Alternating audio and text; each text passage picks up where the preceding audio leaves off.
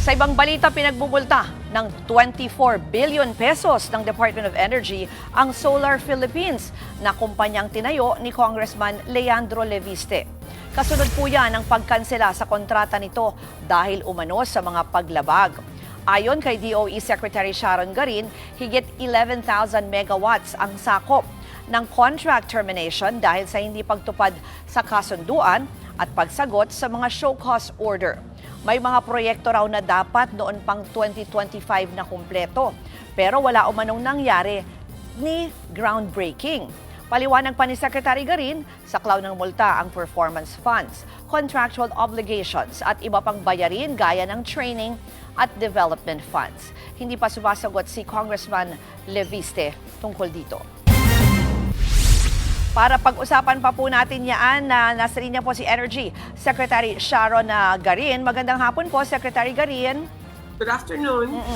Una muna siguro, Secretary, para mas maintindihan namin itong issue. Ano po ba partikular sana itong kontrata ng Solar Philippines? Ano ba yung ina-expect natin na mapoproduce, halimbawa in terms of kuryente? Solar Philippines, I just want to start na hindi lang naman Solar Philippines ang kinancel namin, but they're part of our regular cleaning up of the service contracts, yung mga zombie contracts namin, tinatanggal namin. Just so happens na the bulk of Solar Philippines contracts is part of this. No? So ang contracts na na-cancel is ng Solar Philippines is capacity nun is 11,427 megawatts. Para makumpara, no, halimbawa sa amin, sa Iloilo, ang Ileco 1, siguro yung capacity na kailangan lang nun, mga 90 megawatts. Ano? So sobrang laki talaga to. Ang capacity na kailangan ng bansa, mga 20 megawatts. So more than half of the what the country needs, ang commitment ng Solar Philippines. So we had to cancel that kasi nga, hindi gumagalaw eh. Ni umpisa, yung mga applications, yung mga requirements na every year dapat ibigay nila, hindi nako-comply, financial obligations. So, we had to cancel. Otherwise, sayang naman yung mga areas at hindi makaka-invest yung ibang mga gustong mag-invest na legitimate na investor. So, we canceled that and it came with a cost to them because nag-commit sila eh. So, kailangan talaga i-cancel. Hindi lang to dahil medyo may politika na issue ang around Congressman Leviste, but it's just part of DOE's mandate to regulate, and we are doing our regulatory powers in the power industry. Nanggaling na rin naman sa inyo, Secretary, na hindi nga ito dahil medyo involved sa ilang political issues itong si Congressman Leviste. Pero yung timing nga po kasi, so ibig sabihin, ba't ngayon po nangyari yung pinagmumulta po siya? Gaano katagal na po ba nagsimula sana itong mga proyekto at ano yung mga yung deliverables dapat, no? So yung timing po na bakit na-tsempo na ngayon siya biglang pinagmulta? How long has this been Okay, so for example, nanalo po ang Solar Philippines sa auction ng green energy auction ng DOE noong 2022. Ang deliverable niya na dapat matapos na yung project, meron siyang project na dapat natapos ng 2024, meron din siyang project na dapat natapos ng 2025. Noong 2025 tsaka 24 po, nag-cancel kami, nag-terminate kami ng contract. Hindi lang yan dahil na timing lang na maingay ang politika natin. But alanganin namang hindi namin i-cancel. Iba nga kina-cancel namin eh. So, tiniterminate namin yung mga contracts hindi nakaka-deliver.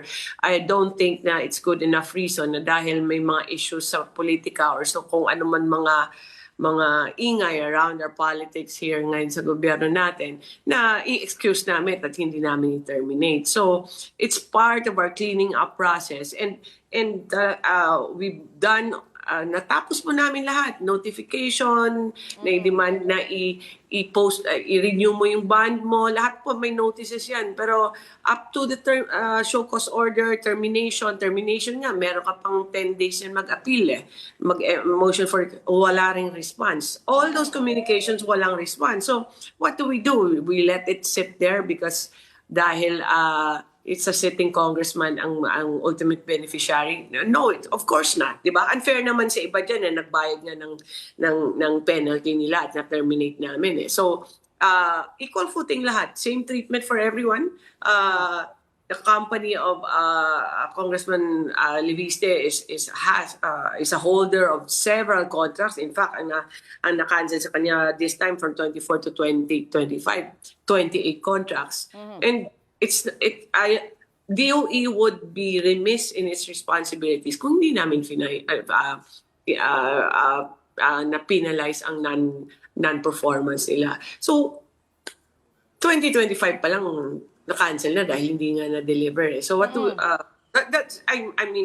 there's no politics there. It's just really clearly kumuha lang ng contract, may contract lang sila at yun lang yung trabaho na ginawa. Nothing else. So we have to cancel kasi our country needs more electricity so that we have energy security and lower the rate.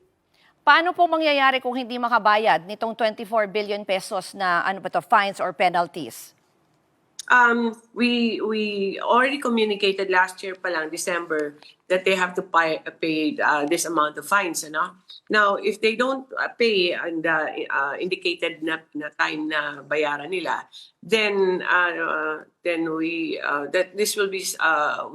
will refer this, or we have referred this already to Department of Justice for all possible legal actions. Yung isa pa po binanggit nyo naman na parang yung tono nyo na parang hindi naman siya sinasingle out kasi may ibang mga kumpanya na parang may similar din na ganito na halimbawa pinagbabayad nyo rin or may violations. Ilan po ba yung mga kumpanya na ganyan? At itong isa pang kumpanya yung mga kumpanya ni Leviste, may iba pa rin po bang kontrata or baka may iba pang violations? Ang total na terminated contracts for 2024 and 2025, 163 po. Ang Solar Philippines, 28 yung sa kanila. Now, ang total ng 2024-2025 na kinancel namin, mga 17,000 megawatts. Kahit hindi 28 lang yung sa Solar Philippines, pero malaki yung megawatts nila. Almost 12,000 megawatts eh. So, talagang malaki talaga po yung ang binigay sa kanila na kontrata. Binigay nila na privilege of from the government to construct this power plant. So, it's more than half ng na-cancelled na contracts ang sa Solar Philippines. Maraming salamat sa pagtanggap ng aming tawag si Energy Secretary Sharon Garin. Mga kapatid, Ruth Cabalco, para sa mabilis na pasada ng mga balitang dapat niyong malaman, mag-follow at mag-subscribe sa social media pages ng News 5.